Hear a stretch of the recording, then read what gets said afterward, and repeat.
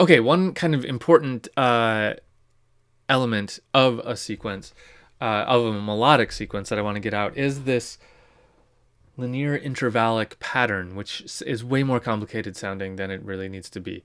Here's what's going on. In a melodic sequence, three things can happen. One of three things can happen, right? We can call it just the melody. You know, it can be a sequence consisting of just the melody, where the only melodic thing that's happening here, or the only sequential thing that's happening here, is the melody. That's not what we have here because we have this accompaniment in it. Okay, so it's not just the melody. Um, there's there's something more going on here because there is an accompaniment to it. So we have this thing called linear intervallic pattern, which basically means there's an accompaniment to the sequence, and the accompaniment does not have to mirror the sequence.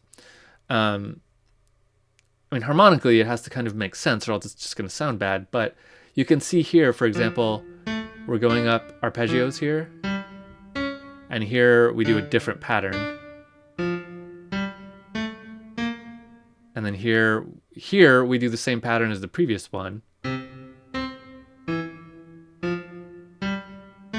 Right, but they're different than the first one. So there's kind of a break in the accompaniment here. That's okay. That falls into this LIP, linear intervallic pattern thing. It just means that we have a sequence and the accompaniment can change. It doesn't need to also be a sequence, right?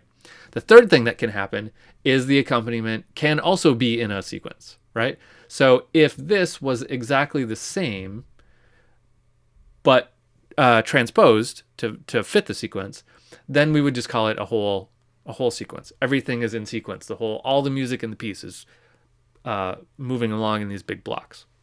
So in this case, it's this LIP, linear intervallic pattern thing, meaning that the accompaniment is not perfectly mirroring